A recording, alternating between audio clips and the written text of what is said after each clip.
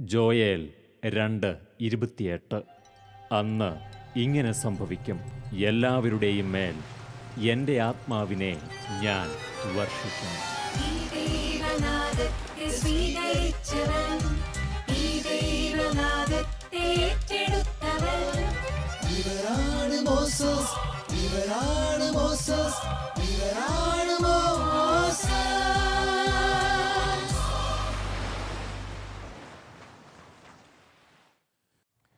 നമ്മുടെ ആഗ്രഹങ്ങളും പ്രവർത്തനങ്ങളുമല്ല, ദൈവത്തിൻ്റെ വിളിയും തിരഞ്ഞെടുപ്പുമാണ് പ്രധാനപ്പെട്ടത്. മോസസ് എന്ന ഈ പ്രോഗ്രാമിൽ ഈ എപ്പിസോഡിൽ നമ്മളോടൊപ്പമായിരിക്കുന്നത് കേരള കത്തോലിക്ക കരിസ്മാറ്റിക് നവീകരണത്തിൻ്റെ നേതൃസമിതിയായ KSTയുടെ ഇപ്പോഴത്തെ ചെയർമാൻ ബഹുമാനപ്പെട്ട ഫാദർ സെബാസ്റ്റ്യൻ കറുകപ്പള്ളിയാണ്. അച്ഛൻ്റെ ജീവിതത്തിലെ വിളിയും തിരഞ്ഞെടുപ്പും നമ്മളോട് പങ്കുവയ്ക്കുന്ന ഈ എപ്പിസോഡിലേക്ക് എല്ലാ ഷാലോം പ്രേക്ഷകരെയും നിറഞ്ഞ ഹൃദയത്തോടെ സ്വാഗതം ചെയ്യുന്നു. കേരള കത്തോലിക്ക തിരുസഭയിൽ അനുദിനം വളർന്നു പന്തലിക്കുന്ന നവീകരണ സമൂഹത്തിനെ പരിശുദ്ധാത്മാവിൻ്റെ ചിറകിൻ കീഴിലും തിരുസഭയുടെ തണലിലും ചേർത്തു നിർത്തുവാൻ ദൈവം രൂപം കൊടുത്ത സംവിധാനമാണ് കേരള സർവീസ് ടീം അഥവാ KST. കാലാകാലങ്ങളിൽ KSTയെ ദിശാബോധത്തോടെ നയിച്ച വൈദികരുടെ സമർപ്പണമാണ് ഇന്നിൻ്റെ വർണ്ണവീഥികളെ മനോഹരമാക്കുന്നത്. ഇത് 2013 മുതൽ KSTയെ നയിച്ചുകൊണ്ടിരിക്കുന്ന ഫാദർ സെബാസ്റ്റ്യൻ കറുകപ്പള്ളി അച്ഛൻ.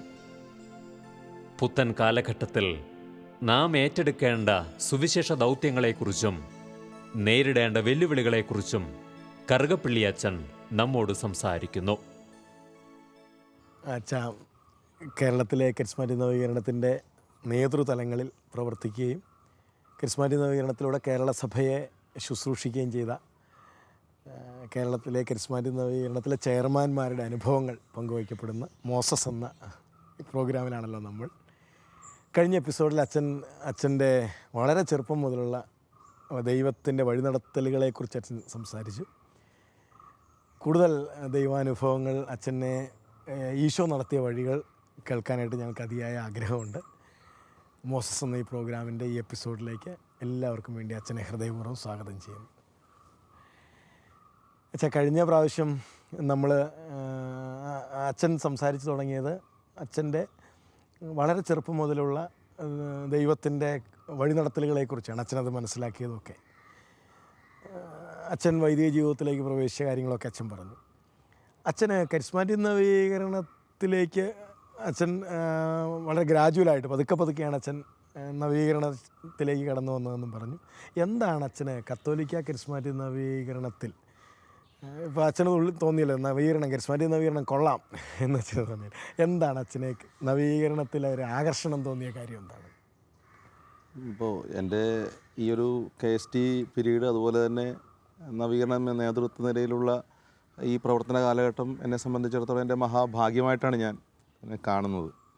അതിലേക്ക് എന്നെ നയിച്ചിട്ടുള്ള ഒത്തിരിയേറെ സംഭവങ്ങളുണ്ട് എനിക്ക്. പക്ഷേ ഇനിയും ഒരു പ്രത്യേക സംഭവം എന്നതിനേക്കാളുപരി എൻ്റെ മനസ്സിൽ ഈ നേതൃനിരയിലേക്ക് വരാനായിട്ടുള്ളൊരു ഉത്തേജനം നൽകിയത് ഞാൻ പറഞ്ഞിട്ടുണ്ട്. എൻ്റെ ഗ്രാജുവേറ്റായിട്ടുള്ള എനിക്ക് ലഭിച്ചിരിക്കുന്ന ആ ഒരു നന്മ പലതുണ്ട്. പല ആളുകളുടെ എനിക്കിത് അനുഭവിക്കാൻ സാധിച്ചു.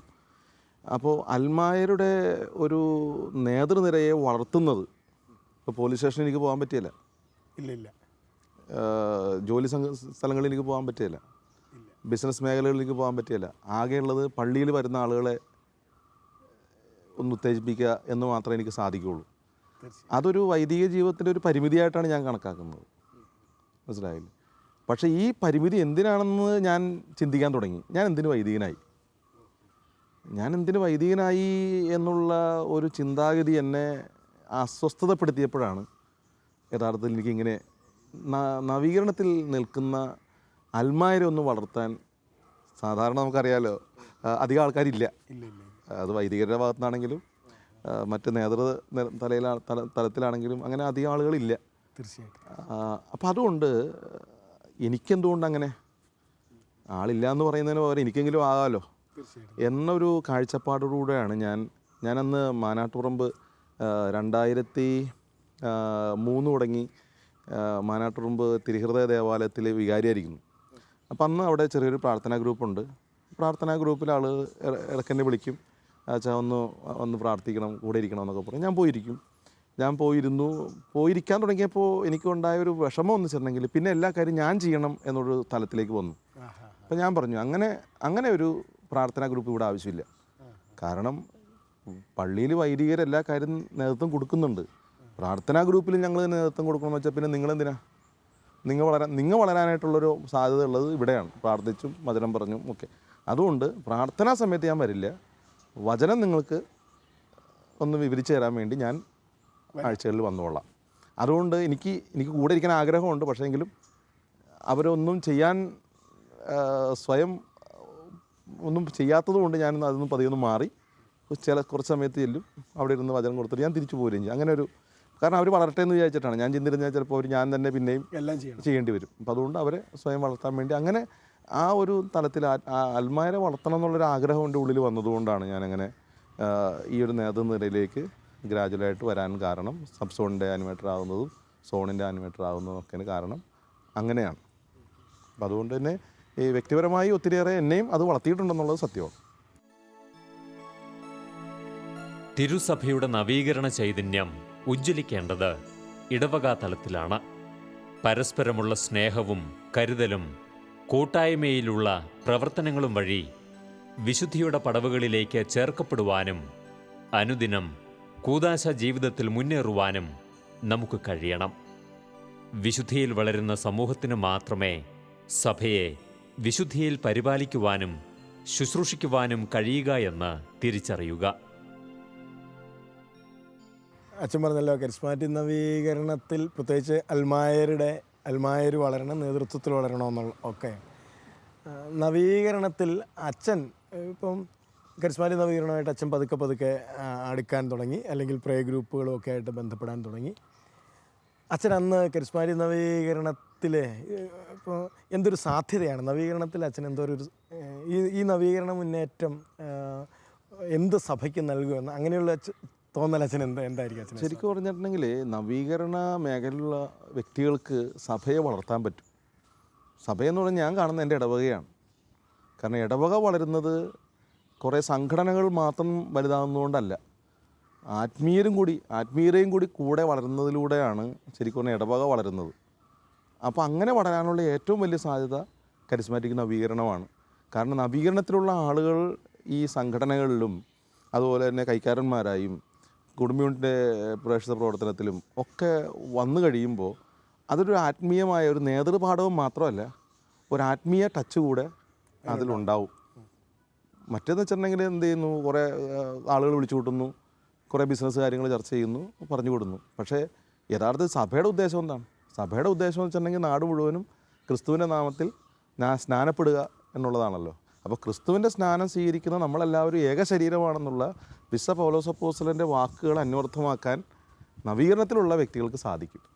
ആ ഒരു സാധ്യത ഞാൻ മുതലെടുത്തു. അതുകൊണ്ട് അൽമായരെ അതിനുവേണ്ടി ഞാനൊന്ന് പ്രോത്സാഹിപ്പിച്ചിരുന്നു.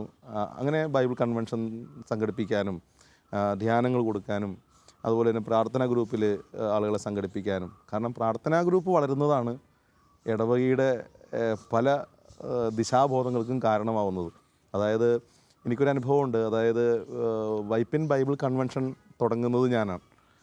വളരെ ഭംഗിയായിട്ട് മുന്നോട്ട് പോകുന്നുണ്ട് ഇപ്പോഴും. അങ്ങനെ അത് പ്ലാൻ ചെയ്യുന്നത് ഒരു മഴക്കാലത്താണ്, മെയ് മാസമാണ്. മെയ് മാസത്തിൻ്റെ നല്ല വൈപ്പിൻ ഏരിയ എന്ന് പറഞ്ഞാൽ നമുക്കറിയാമല്ലോ, കോസ്റ്റൽ ഏരിയയാണ്. അവിടെ ന്യൂനമർദ്ദങ്ങളും അതുപോലെ ഏത് സമയത്ത് മഴ വന്നാലും ആകെ വെള്ളക്കെട്ടും കാര്യങ്ങളൊക്കെയാണ്, ശക്തമായ മഴയുമായിരിക്കും. അതുകൊണ്ട് മെയ് മാസത്തിൻ്റെ അവസാനം വെച്ച ഈ ബൈബിൾ കൺവെൻഷൻ ഞാൻ പ്രഖ്യാപിക്കുകയും ചെയ്തു പെട്ടെന്ന് തന്നെ. അപ്പോഴേ എൻ്റെ ഇടവക്കാരെല്ലാവരും എന്നോട് പറഞ്ഞു, അച്ഛാ അത് മഴക്കാലം കൊണ്ട് ഒരാളും വരില്ല, അതുകൊണ്ട് അത് ശരിയല്ല സമയം എന്ന് പറഞ്ഞു. ദൈവം ഇടപെട്ടൊരു പ്രാർത്ഥനാ ഗ്രൂപ്പിൽ ദൈവം ഇടപെട്ടൊരു അനുഭവം ഞാൻ ഇതിലൂടെ ഓർക്കുകയാണ് പെട്ടെന്ന്. അതായത് അപ്പോൾ അങ്ങനെ വന്നു കഴിഞ്ഞപ്പോൾ ഞാനും ആകെ വിഷമത്തിലായി. കാരണം അനൗൺസ് ചെയ്യുകയും ചെയ്തു, എല്ലാവരും അറിയുകയും ചെയ്തു, ഇനി അത് വേണ്ടാന്ന് വെക്കുന്നത് മോശമല്ലേ. അപ്പം അങ്ങനെ വന്നപ്പോൾ ഞാൻ എന്ത് ചെയ്തു, പ്രാർത്ഥനാ ഗ്രൂപ്പിൽ അന്ന് ഒരു വ്യാഴാഴ്ച ദിവസമാണ്, ഞാൻ പ്രാർത്ഥനാ ഗ്രൂപ്പിൽ പോയി. ഒരു 10-25ഓളം പ്രാർത്ഥന ഗ്രൂപ്പ് അംഗങ്ങളുണ്ട്. അപ്പോൾ ഞങ്ങൾ എല്ലാവരും ഒരുമിച്ച് ഞാനും പോയിരുന്നു പ്രാർത്ഥിച്ചു. ഞാൻ എനിക്കിങ്ങനെ ഒരു ഒരു വിഷമമുണ്ട്. അതായത് ഇങ്ങനെ ഒരു തീരുമാനം എടുക്കാൻ എനിക്ക് ഇപ്പോൾ ബുദ്ധിമുട്ടുണ്ട്. അതുകൊണ്ട് നമ്മൾ ഒന്ന് ചേർന്ന് തീരുമാനം എടുക്കണം, ഒന്നല്ലേ വേണം അല്ലെങ്കിൽ വേണ്ട. അങ്ങനെ ഇരിക്കുമ്പോഴാണ് ഒരു ചേച്ചിയോട് പറഞ്ഞിട്ട് ഈ തിമോത്തിക്ക് എഴുതിയ 2-ാം ലേഖനത്തിലെ 4-ാമത്തെ അധ്യായം 1-2 വാക്യങ്ങൾ അച്ഛനോട് കർത്താവ് പറയുന്നു എന്ന് പറഞ്ഞു. അങ്ങനെ അപ്പോൾ ഞങ്ങൾ എല്ലാവരും ബൈബിൾ തുറന്ന് വായിച്ചു വന്നപ്പോഴാണ് അറിയുന്നത് കാലാവസ്ഥ അനുകൂലമാണെങ്കിലും പ്രതികൂലമാണെങ്കിലും ഞാൻ പറഞ്ഞാൽ നീ അത് ചെയ്യണം എന്നതാണ് അവിടെ വചനം പറയും, അതിനർത്ഥം അതിൻ്റെ വരുന്നത്. അപ്പോൾ ശരിക്കും പറഞ്ഞാൽ അപ്പോൾ ഞാൻ അത് എനിക്കൊരു വളരെ ടച്ച് ചെയ്ത ഒരു അനുഭവമാണ്. കാരണം ഞാൻ ആ ഒരു വചനത്തിൻ്റെ ശക്തിയിൽ ഞാൻ ബൈബിൾ കൺവെൻഷൻ നടത്തി. ബൈബിൾ കൺവെൻഷൻ തുടങ്ങുന്നതിന് അരമണിക്കൂർ മുമ്പ് ന്യൂനമർദ്ദം ആരംഭിച്ചു. നിൽക്കാൻ പറ്റാത്ത രീതിയിൽ മഴയും കാറ്റും എല്ലാം വന്നു. എല്ലാവരും പറഞ്ഞു ഒരാളും വരാൻ സാധ്യതയില്ല. കാരണം അരമണിക്കൂർ മുമ്പെന്ന് പറഞ്ഞാൽ പ്രദേശം മുഴുവൻ നിറയേണ്ട ഒരു 6000 പേർക്കാണ് കസേരയിട്ടിരിക്കുന്നത്. ഒരു 10-ൽ കൂടുതൽ പേര് വന്നിട്ടില്ല.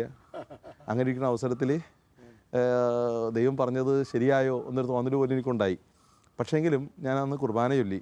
ഞാൻ വേറെ ആരും വന്നില്ലെങ്കിൽ പോലും ഞാൻ അന്ന് കുർബാന ചൊല്ലി. പക്ഷേ കുർബാന ചൊല്ലുന്നതിനിടക്ക് എൻ്റെ കാറ്റിസൺ ഹെഡ് മാസ്റ്റർ ഇടക്കൊന്ന് തോണ്ടിയിട്ട് വെച്ചാൽ കസേരയുടെ കാര്യം എന്താണെന്ന് ചോദിക്കുമ്പോൾ ഞാൻ പറയും കസേര അവിടെ നമ്മൾ ഇട്ടിരിക്കുകയല്ലേ, ആവശ്യത്തിന് കൊടുക്കും. അപ്പം വെച്ചാൽ കസേരയ്ക്ക് ഇരിക്കാനായിട്ട് ആൾക്കാർ കൂടി വന്നൊരു 15 പേരിൽ കൂടുതൽ ഇപ്പോഴും വന്നിട്ടില്ല. അതുകൊണ്ട് ഞാനന്ന് ആദ്യമായിട്ട് ഈ എന്താ പറയുക മിസാൾ നോക്കാതെ കുർബാനയിലെ ദിവസം അതാണ്. കുർബാന പുസ്തകം നോക്കാതെ കുർബാന, കാരണം വെച്ചാൽ നേരെ നോക്കുമ്പോൾ ആളുകളില്ലാത്ത ഒഴിഞ്ഞ കസേര കാണുമ്പോൾ ഞാൻ കരഞ്ഞു പോകും. അതുകൊണ്ട് ഞാൻ അങ്ങനെ ആ കരച്ചിൽ ഒഴിവാക്കാൻ വേണ്ടി ഞാൻ ചെയ്ത പരിപാടി കണ്ണടച്ച് നിന്ന് കുർബാനയില്ല എന്നുള്ളതാണ്. അപ്പോൾ പക്ഷേ എനിക്ക് അന്ന് ആ ഒരു അനുഭവം വലിയൊരു അനുഭവമായിരുന്നു. കാരണം വളരെ ചിട്ടയായിട്ട് കുർബാന ചൊല്ലാനും സാധിച്ചു. അപ്പോഴിങ്ങനെ ഇയാൾ വന്ന് പറയുന്നു. പിന്നെ അതിനുശേഷം കുർബാന കൊടുക്കുന്ന സമയമായപ്പോൾ ഇദ്ദേഹം പിന്നെയും വന്നു. അപ്പോൾ എനിക്ക് അരിശമാണ് വന്നത്. കാരണം വെച്ചിട്ടുണ്ടെങ്കിൽ ഇത്രയും കസേര ഇരിക്കുന്നത് ഇനിയും കസേര ഞാൻ ഇടാൻ പറയണോ എന്ന രീതിയിലൊരു തോന്നൽ എനിക്കുണ്ടായിരുന്നു. പക്ഷേ അയാൾ വന്നത് അച്ഛൻ കണ്ണടച്ച് നിൽക്കുന്നതുകൊണ്ട് 6000 കസേര ഇട്ടു.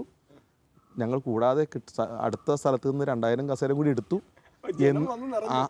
അതും തികഞ്ഞിട്ടില്ല. അതുകൊണ്ട് ഞങ്ങൾ കുറച്ചും കൂടി ദൂരെ പോയി കസേര എടുത്തോട്ടെ എന്ന് ചോദിക്കാനായിട്ടാണ് ഇദ്ദേഹം എൻ്റെ അടുത്ത് രണ്ടാമത് പിന്നീട് വന്നിരിക്കുന്നത് എന്നുള്ളതാണ്. അപ്പോൾ ഞങ്ങൾ പ്രതീക്ഷിത 6000 ആണെങ്കിലും 10000-ൽ കൂടുതൽ ആൾ അന്ന് ആദ്യത്തെ കൺവെൻഷനിൽ വന്ന വലിയൊരു ദൈവാനുഭവമായിരുന്നു അതൊക്കെ അങ്ങനെ ഉണ്ടായത്. അപ്പോൾ ഈ ഒരു പ്രശ്നത്തിൻ്റെ നടുവിൽ പോലും നവീകരണത്തിലുള്ള വ്യക്തികളോടൊപ്പം ചേർന്ന് നിന്ന് പ്രാർത്ഥിച്ചപ്പോൾ ഒരു തീരുമാനം എടുക്കാനും കൂടി എനിക്ക് പല അവസരങ്ങളിലും സാധിച്ചു എന്ന്. അത് തന്നെയല്ല, ഇപ്പോൾ നവീകരണത്തിലുള്ള അൽമായരും വൈദികരും സന്യസ്തരുമായിട്ടുള്ള ഈ ബന്ധം പല പല പല പല ജീവിതാനുഭവങ്ങളിലും എനിക്ക് തുണയായിട്ടുണ്ടെന്നുള്ളതാണ്. ഈ കാലഘട്ടത്തിൽ ദൈവത്തിൽ ആശ്രയിക്കുന്ന ഏവനെയും ദൈവം വചനത്തിൻ്റെ സ്ഥിരീകരണത്തിനായി അടയാളങ്ങളിലൂടെ മഹത്വപ്പെടുത്തുന്നു. സകലതും ദൈവത്തിനർപ്പിക്കുന്ന സജീവ സമർപ്പണമാണ് ദൈവം നമ്മിൽ നിന്നും ആഗ്രഹിക്കുന്നത്. ഈ കാലഘട്ടത്തിൽ ദൈവം സജീവമായി സമീപസ്ഥനാണ് എന്നതും ദൈവം അടയാളങ്ങളിലൂടെ വെളിപ്പെടുത്തുന്നു. സകലതിലും ദൈവത്തെ മഹത്വപ്പെടുത്തുന്ന ജീവിതശൈലിയാണ് നവീകരണ സമൂഹം ആർജിച്ചെടുക്കേണ്ടത്. ഇപ്പോൾ ഞാനിപ്പോൾ നേതൃനിരയിലേക്ക് വരാനായിട്ടുള്ളൊരു വലിയൊരു ഇൻസിഡൻസ് ഉണ്ടായിട്ടുണ്ട്. ഞാനൊരു തെറ്റിദ്ധരിക്കപ്പെട്ട ഒരു വ്യക്തിയായി. കാരണം ഞാൻ ആ പള്ളിയിൽ ചെന്നപ്പോൾ വലിയ വരുമാനങ്ങളോ ഒന്നും തന്നെ ഇല്ല, സ്ഥലം അത്ര കാര്യമായിട്ടില്ല. പക്ഷെ ജനങ്ങൾ വരുന്നു, അങ്ങനെ കുണ്ടും കുഴിയായിട്ട് കിടക്കുന്നു, തോടും ചെറിയായിട്ട് കിടക്കുന്നു, സ്ഥലം സ്വന്തമല്ലാതെ തൊട്ട് മുമ്പിലും മറ്റുമൊക്കെ മറ്റുള്ള ആൾക്കാരുടെ സ്ഥലം കിടക്കുന്നു. അപ്പം അതുകൊണ്ട് സ്വന്തമായിട്ടൊന്നും ഉപയോഗിക്കാനും പറ്റില്ല. അങ്ങനെ വന്നപ്പോൾ ഈ കർത്താവ് നൊവേന കേന്ദ്രം വളർത്തി, ആരാധനാ കേന്ദ്രം വളർത്തി. അപ്പോൾ അതിൻ്റെ പേരിൽ കുറേ പണമൊക്കെ വന്നു. പിതാവ് എനിക്ക് ഒരു 10-60 ലക്ഷം രൂപയോളം പിതാവും തന്നു എനിക്ക് അതിൻ്റെ അടിസ്ഥാന വികസനത്തിന് വേണ്ടിയിട്ട്. അപ്പോൾ അങ്ങനെ വന്നു കഴിഞ്ഞാൽ ഒരു 3 ഏക്കറോളം സ്ഥലമെങ്കിലും അതിന് ശേഷം പിന്നീട് വാങ്ങിച്ചു. അങ്ങനെ വലിയൊരു വിസ്തൃതമായ ഭൂപ്രദേശം തന്നെ അതായി. പള്ളി വളർന്നു. ആഴ്ചകളിൽ നേർച്ച കാഴ്ചകളൊക്കെ വരാൻ തുടങ്ങി. പിതാവ് എന്നോട് ഒരിക്കലും ചോദിച്ചോടോ, തൻ്റെ പള്ളിയെ ഞാൻ സഹായിച്ചത് അവിടെ വരുന്ന ആളുകളെ ഉദ്ദേശിച്ചിട്ട് അവർക്ക് സൗകര്യം ചെയ്തു കൊടുക്കാൻ വേണ്ടിയിട്ടാണ്. ഇപ്പോൾ സ്വന്തം കാലിൽ നിൽക്കാനുള്ള ഒരു കാലവുമായി. അതുകൊണ്ട് ഇനി ഈ പള്ളിയിൽ നിന്ന് വേണം പള്ളിയില്ലാത്ത, പ്രാർത്ഥിക്കാൻ സൗകര്യങ്ങളില്ലാത്ത, എന്താ പറയുക, ആരാധനാക്രമത്തിൽ പങ്കെടുക്കാൻ സാധ്യതയില്ലാത്ത സ്ഥലങ്ങളിൽ പള്ളി ഉണ്ടാവാനും മറ്റു സാധ്യതകൾ ചെയ്തു കൊടുക്കാനും നിങ്ങളാണ് ബാധ്യസ്ഥരാണ് എന്ന് പറഞ്ഞു.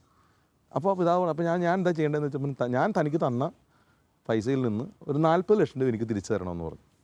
നമുക്ക് കടം തന്ന പൈസ തിരിച്ചു കൊടുക്കണതിൽ യാതൊരു സങ്കോചം കാണിക്കേണ്ട കാര്യമില്ല, പൈസ ഉണ്ടെന്ന് ഞാൻ പറഞ്ഞു ഞാൻ തന്നേക്ക് പിതാവ് എത്ര പണം വെച്ചപ്പോൾ 40 ലക്ഷം രൂപ ആണെന്ന് പറഞ്ഞു. കാരണം വെള്ളം ചുറ്റ് കിടക്കുന്നതുകൊണ്ട് സ്ഥലത്ത് പള്ളിയിൽ പോകാനവർക്ക് സാധ്യത 70ഓളം വീട്ടുകാരുണ്ട്. അപ്പോൾ അവിടെ കുറച്ച് ഒരു സ്ഥലം വാങ്ങാം, 40 ലക്ഷം രൂപ വരും ഇനി അവിടെ പള്ളി പണിയാനായിട്ടാണ്. അപ്പോൾ അതുകൊണ്ട് ഞാൻ പറഞ്ഞു ഞാനിപ്പോൾ എന്താ പിതാവ് ഞാൻ തന്നെ എൻ്റെ പള്ളിയിൽ ചെക്ക് എഴുതി 40 ലക്ഷം രൂപ പിതാവിന് കൊടുത്തു. പിതാവ് ആ ചെക്ക് ബാങ്കിലേക്കും കൊടുത്തു. ബാങ്കിലുള്ള മാനേജർ എൻ്റെ ഇടവാംഗത്തിൻ്റെ അളിയനാണ്, അവർ പെങ്ങളെ കെട്ടിയിരിക്കുന്നതാണ്. അപ്പോൾ ഇയാൾ നല്ല ഉദ്ദേശത്തോടെയാണ് ഇദ്ദേഹത്തെ വിളിച്ചു വന്നത്, നിങ്ങളുടെ അച്ഛൻ ഇവിടെ 40 സെൻറ്റ് സ്ഥലം വാങ്ങിച്ചിട്ടുണ്ടല്ലോ എന്ന് പറഞ്ഞു. 40 ലക്ഷം രൂപ കൊടുത്താണ് വാങ്ങിച്ചേക്കണേന്ന് പറഞ്ഞു. ഇദ്ദേഹം അത് തെറ്റിദ്ധരിക്കപ്പെട്ടത് ഞാൻ പള്ളിയിൽ നിന്ന് എടുത്ത് അവിടെ സ്ഥലം എൻ്റെ പേരിൽ വാങ്ങിച്ചിരിക്കുന്നു എന്നുള്ളതാണ്. ശരിക്കും പറഞ്ഞാൽ എൻ്റെ വൈദിക ജീവിതത്തിൽ ഇത്രയും ഒരു വലിയൊരു വിഷമം പിടിച്ചൊരു ദിവസം ഒരു രാത്രി ഉണ്ടായിട്ടില്ല എന്ന് വേണമെങ്കിൽ പറയാം. കാരണം ഞാനൊരു ഒന്നും അറിയാത്ത ഒരു കള്ളനായ ഒരു അനുഭവം എനിക്കുണ്ടായി.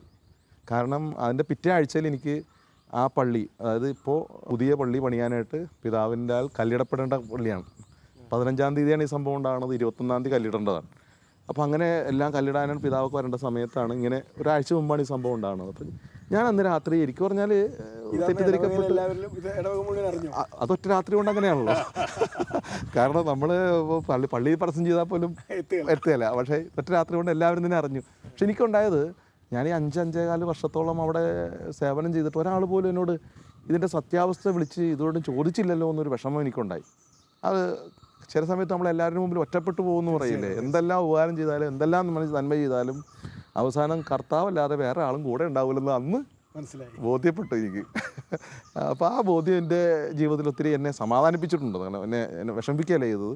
പക്ഷേ എങ്കിലും ഞാൻ പറഞ്ഞില്ലേ പണ്ട്, നിങ്ങൾ യുദ്ധം ചെയ്യാൻ വേണ്ടി വന്നിരിക്കുന്നത് മനുഷ്യനിർമ്മിതമായ ആയുധം കൊണ്ടാണ്, പക്ഷേ ഞാൻ യുദ്ധം ചെയ്യുന്നത് കർത്താവിൻ്റെ കരത്തിൽ ആശ്രയിച്ചാന്നുള്ളത് അന്ന് അതും എന്നെ വലിയൊരു ശക്തിയായിരുന്നു എനിക്ക് ആ ഒരു വാക്കുകളൊക്കെ. അതുകൊണ്ട് ചെറുപ്പത്തിൽ കിട്ടിയിരിക്കുന്ന ഒരു കാര്യമാണല്ലോ അത്.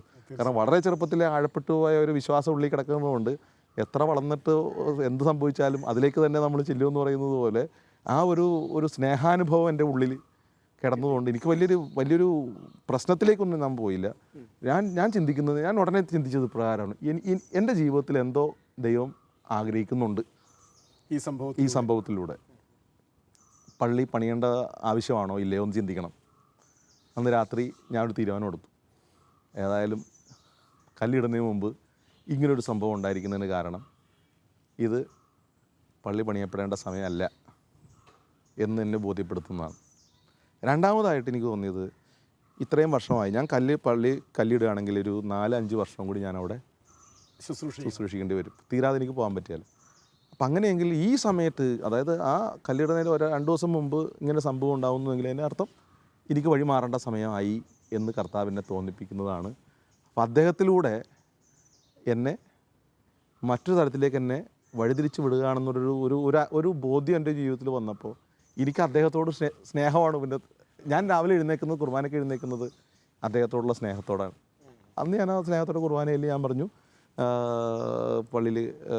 പുതിയ പള്ളിക്ക് ഉടനെ കല്ലിടലുണ്ടാവില്ല, ഞാൻ പിതാവിനെ വിളിക്കാൻ പോവുകയാണ്, അതുകൊണ്ട് കുറച്ച് ചിലപ്പോൾ നീട്ടി വെക്കേണ്ടി വരും എന്ന് പറഞ്ഞു. ഞാൻ കുർബാനയ്ക്ക് ശേഷം ഞാൻ പിതാവിനെ വിളിച്ചു.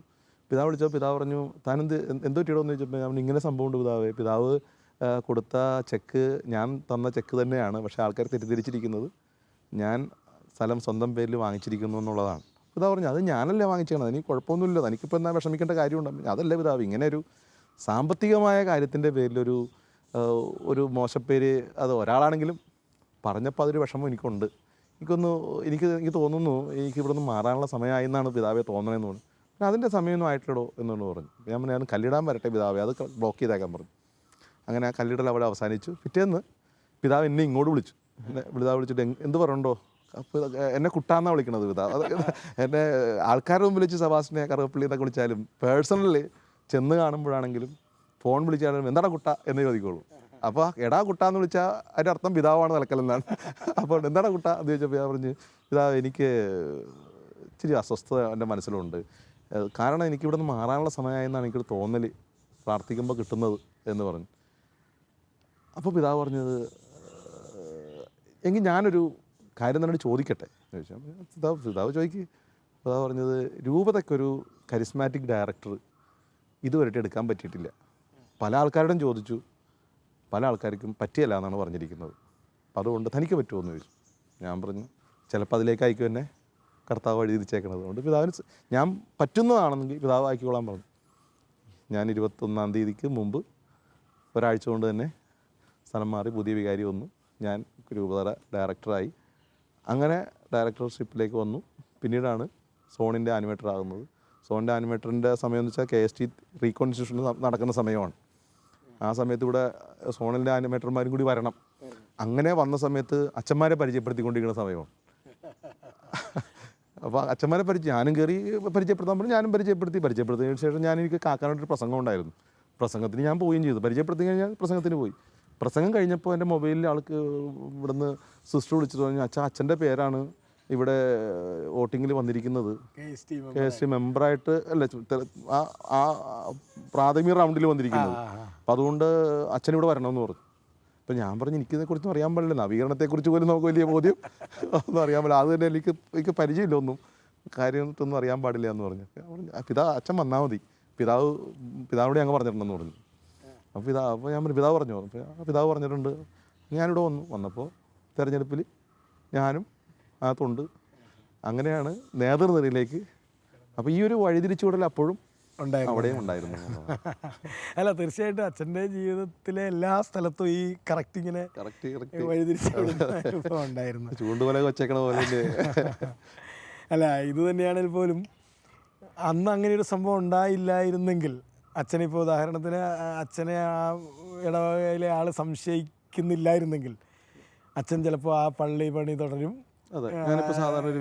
വേറെ ഏതെങ്കിലും പള്ളിയിൽ അച്ഛനിപ്പോൾ വികാരിയായിരിക്കും. പക്ഷേ കർത്താവ് കൃത്യമായിട്ട് അല്ല, അച്ഛൻ പറഞ്ഞ വലിയൊരു കാര്യമാണ്. ആ സമയത്ത് അച്ഛൻ അതിനെ പോസിറ്റീവായിട്ട് എടുത്തു എന്നത് ദൈവത്തിൻ്റെ ഒരു ഇടപെടലാണിത് എന്നത്. ചിലപ്പോഴെങ്കിലുമൊക്കെ പറ്റുന്ന ഒരു കാര്യം വെച്ചാൽ നമ്മൾ വളരെ സിൻസിയറായിട്ട് കാര്യങ്ങൾ ചെയ്തുകൊണ്ടിരിക്കുന്നതിനിടയിൽ നമുക്ക് ഇങ്ങനെ ഉണ്ടാകുന്ന ചില സഹനങ്ങളെ, അല്ലെങ്കിൽ നമ്മുടെ ഭാഷയിൽ കുരിശുകളെ, നമുക്കതിനകത്ത് ഈ ദൈവത്തിൻ്റെ ഇടപെടൽ കാണാൻ കഴിഞ്ഞില്ലെങ്കിൽ നമ്മൾ പരാജയപ്പെട്ടു പോകില്ലേ? അല്ല, അങ്ങനെ കാണാൻ പറ്റിയതിന് കാരണം വേറൊന്നുമില്ല. ഞാൻ പറഞ്ഞില്ലേ, ഞാൻ ബൈബിൾ വായിക്കുന്നതിന് മുമ്പ് തന്നെ എൻ്റെ അപ്പനും അമ്മയും അത് വായിച്ചിരുന്നു. അച്ഛൻ്റെ ഹൃദയത്തിൽ അത് പറ്റിയിട്ടുണ്ട്. അതുകൊണ്ടാണ് ഒരു കഴുത പോലും ഒച്ചപ്പാടും ഉണ്ടാക്കുമ്പോൾ ദാവീദ് പോലും പറയണില്ലേ ഇപ്രകാരം, അത് ചിലപ്പോൾ കർത്താവ് വിട്ടതാണെങ്കിൽ നമ്മെ എന്തിനാണ് അതിനെ തല്ലാൻ പോണത് എന്ന് പറയുന്ന ഒരു തലത്തിലുള്ളൊരു ചിന്താഗതി നേരത്തെ തന്നെ എൻ്റെ ഉള്ളിൽ കയറി എന്നുള്ളതാണ്. അതാണ് എൻ്റെ നവീകരണ അനുഭവം എന്ന് പറഞ്ഞാൽ അതാണ്.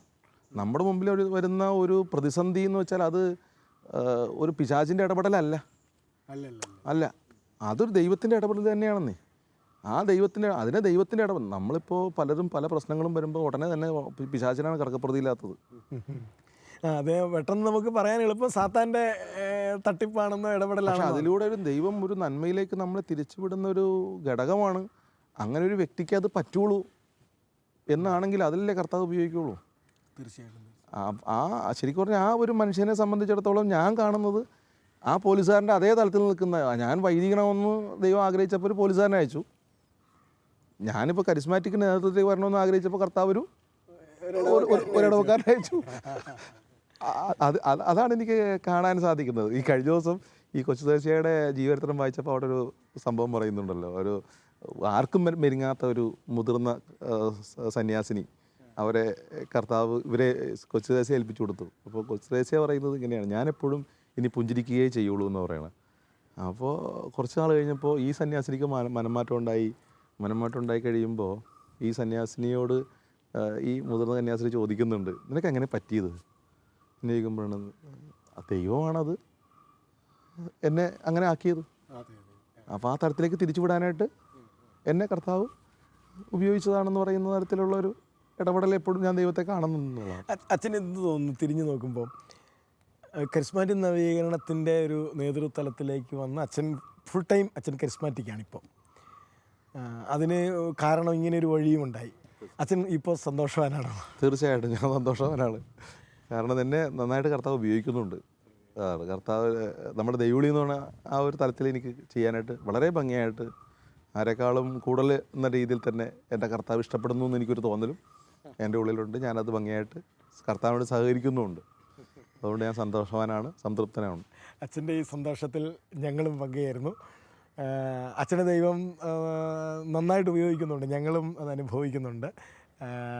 പ്രത്യേകിച്ച് കേരളത്തിലെ കരിസ്മാറ്റിക് നവീകരണത്തിലാണെങ്കിലും ധാരാളം പേരുടെ വ്യക്തി ജീവിതങ്ങളിലാണെങ്കിലും ഒക്കെ അച്ഛനെ കർത്താവ് ഒരു കരിസ്മാറ്റിക് വൈദികൻ എന്ന വണ്ണം അച്ഛനെ ഉപയോഗിക്കുന്നുണ്ട്. പ്രത്യേകിച്ച് അച്ഛനൊരു ജീവിതത്തിൽ പ്രതിസന്ധി ഉണ്ടായ സമയത്ത് അച്ഛനെടുത്ത ആ ഒരു ചിന്ത ഞങ്ങൾക്ക് വളരെ പ്രചോദനം നൽകുന്നു.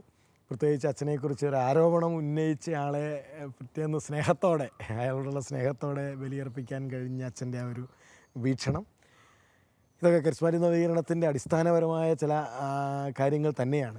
ഇത് തന്നെയാണ് നവീകരണത്തിൽ വളരേണ്ടതും. അച്ഛൻ്റെ ജീവിതാനുഭവങ്ങൾക്ക് അത് അച്ഛൻ പങ്കുവച്ച എല്ലാ പ്രചോദനങ്ങൾക്കും എല്ലാ ശാലോം പ്രേക്ഷകരുടെ പേരിലും പ്രത്യേകമായിട്ട് അച്ഛന് നന്ദി അർപ്പിക്കുന്നു. സുവിശേഷത്തിൻ്റെ വയലേലകൾ ഇതാ നമ്മെ വിളിക്കുന്നു. ഈശോ ലോകരക്ഷകനെന്ന് പ്രഘോഷിക്കപ്പെടുക. എങ്ങും ദൈവത്തിൻ്റെ നാമം നിറയട്ടെ. പാപത്തിൽ നിബന്ധിച്ച ഒരാത്മാവിനെയെങ്കിലും ഈശോയുടെ തിരുഹൃദയത്തിലേക്ക് നൽകാൻ നമുക്ക് കഴിഞ്ഞാൽ കാരുണ്യത്തിൻ്റെ കവാടം തുറന്ന് നമ്മെ ദൈവം തൻ്റെ മാറോട് ചേർക്കും. കാരുണ്യം പെയ്തിറങ്ങട്ടെ. ദൈവസ്നേഹം ലോകം മുഴുവൻ നിറയട്ടെ.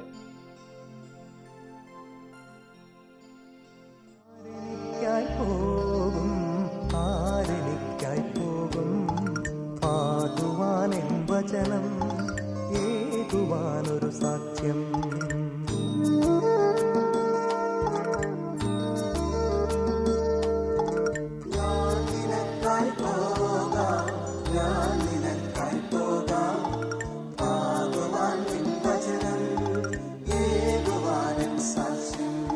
ക്ലേശമോ ദുരിതമോ പീഡനമോ രോഗമോ ദുഃഖമോ നഗ്നതയോ, ക്ലേശമോ ദുരിതമോ പീഡനമോ രോഗമോ ദുഃഖമോ നഗ്നതയോ, അകറ്റുകല്ല